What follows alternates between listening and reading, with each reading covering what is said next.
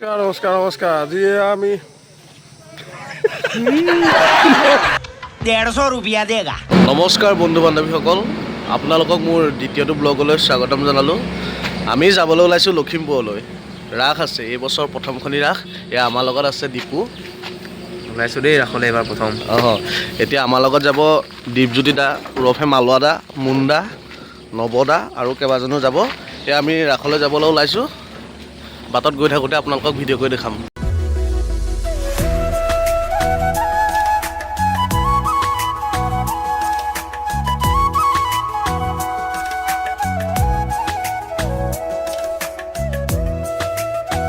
এয়া ৰাইজ, আমি আহি মাজুলী পালোহি। এয়া আমাৰ লগত আহিছে নৱ দা। আমি লখিমপুৰলৈ আহিছোঁ। কেনেকুৱা লাগিছে? বঢ়িয়া, ধুনীয়া। প্ৰথমখন ৰাস প্ৰথমখন ৰাস আহিছোঁ আৰু চবেই। আৰু দুজনমান আহিছে, আমাৰ দীপজ্যোতি দা আহিছে, মুন্দা আহিছে, তেওঁলোক আগবাঢ়িলে। আৰু এইফালে দীপু আহিছে, দীপুৱে প্ৰচাৰ কৰি আছে দেই। প্ৰচাৰ কৰি আছে। ये सब क्या देखना पड़ रहा है? अच्छा है मैं अंधा हूँ। আজি আমি মাজুলী পালোহি। এই মাজুলীত কিবা এটা খাই ল'লোঁ। আমাৰ লগত আহিছিল দীপজ্যোতি দা। আমি মানে অলপ দেৰি ৰ'বলগীয়া হ'ল তেওঁৰ কাৰণে। তেওঁ মানে অলপ 2 নম্বৰটো লাগিলে, 2 নম্বৰ বিধ। সেয়া বাইকত উঠিছেহি এতিয়া। সেয়া দীপজ্যোতি দা, ৰাস কৰিবলৈ আহিছোঁ। কেনেকুৱা লাগিছে? মজা মজা ভাল লাগিছে। একদম মাজুলী আৰু এইফালে ধেমাজি লখিমপুৰ ভোগপুৰলৈ যাম। আহি আছোঁ আমি লখিমপুৰ ভোগপুৰ, তাৰপিছত আহি মাজুলী সোমামি আৰু বাকী আপোনাৰ কাম খেয়া ধুনীয়াকৈ শুনো নহয়। ये बड़ी अच्छी बात कही आप। বঢ়িয়া। আমাৰ লগত এই মুন্দাও আহিছে। এয়া মুন্দা কাটি মেলি আহিছে। মুন্দাই আজি বসুদেৱ চৰিত্ৰটো ৰূপায়ণ কৰিব। কেনেকুৱা লাগিছে কওক মুন্দা? বঢ়িয়া, ভাল লাগিছে। সুন্দৰ এটা পৰিৱেশ ৰাতিপুৱাই। ভাল লাগিছে। আমি মাজুলী পাৰ হৈ আহি লখিমপুৰলৈ যাবলৈ ফেৰীত উঠিলোঁ।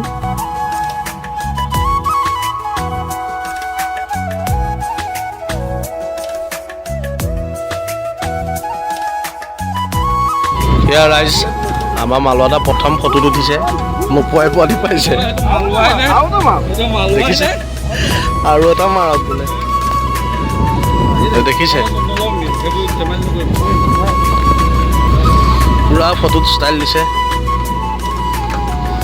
আৰু এটা মাৰক বোলে ফটো। ফূৰ্তিটো চাব ৰাইজ। ये मुंह से सुपारी निकाल के बात कर रहे बाबा।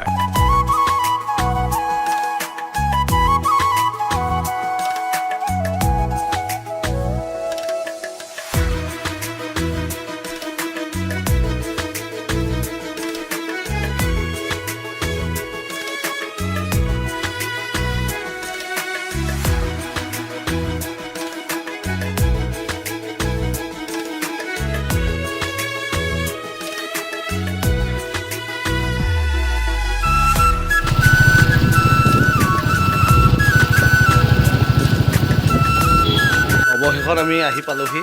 এতিয়া আমাৰ ৰাসৰ মেইন মানুহ, এখেতে আমাক নিমন্ত্ৰণ কৰি আনিছে। এখেতামান তাৰ কিন্তু ইয়াত আহি 2 বছৰমান ইয়াৰ পৰা যোৱাই নাই বোলে।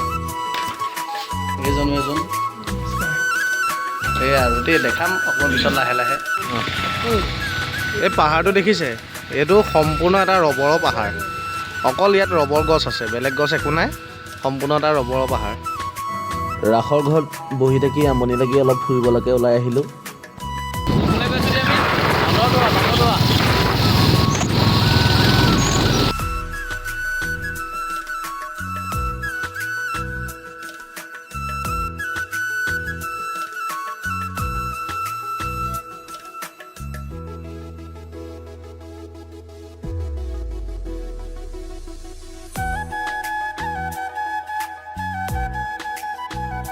নমস্কাৰ নমস্কাৰ আজি আমি 150 रुपया देगा। এয়া গধূলি হৈ আহিছে, আমাৰ ৰাস আৰম্ভ হ'ব এতিয়া। আৰু এইফালে আছে জুবিন দা ফটোখন শ্ৰদ্ধাঞ্জলি জনাবৰ বাবে ৰাখি থোৱা হৈছে।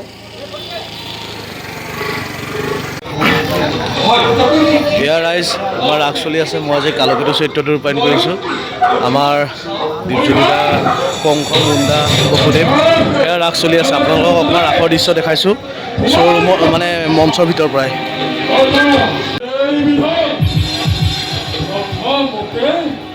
প্ৰথমতে জগতী কৰিম সংসাৰ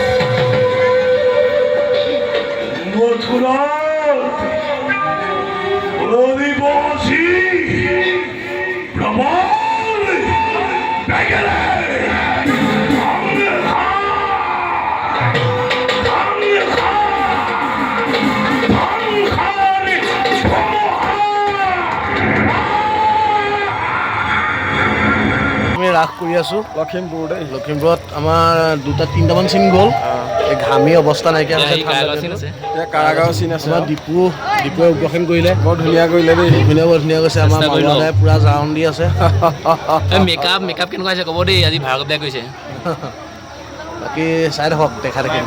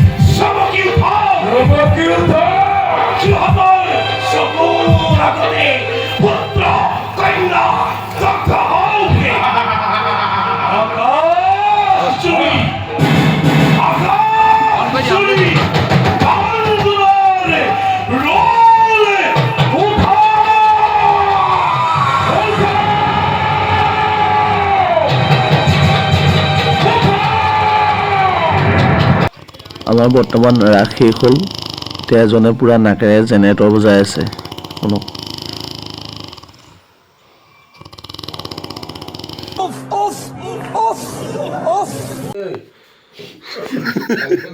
কিলেঞ্চি কৈ আছে মানুহবোৰ দেখিছেনে মোৰ কাম আছে নহয় ব'ল এই দাঁড়ি এই উই ৰাখা এই বাবা এল্লা লাগিলে আমি যাব হলো কি ধুনীয়াকে হাত চাত খাবতি সেইগালক এইটো অৱস্থা কৰি কি ধুনীয়াকে গা শুই আছে বাবা বাবা বাবা গোবৰ ইয়াৰ ৰাতিপুৱালৈ আমি ঘৰলৈ যাবলৈ ওলাইছোঁ যদি ব্লগটো চাই ভাল পালে লাইক কমেণ্ট ছাবস্ক্ৰাইব কৰিব আৰু আগলৈ আমাক এনেদৰে মৰম দি যাব নতুনকৈ ব্লগ বনাবলৈ শিকিছোঁহে গতিকে কিবা ভুল ভ্ৰান্তি হ'ব পাৰে যদি ভাল পাইছে ছাবস্ক্ৰাইব কৰি দিব চেনেলটো ধন্যবাদ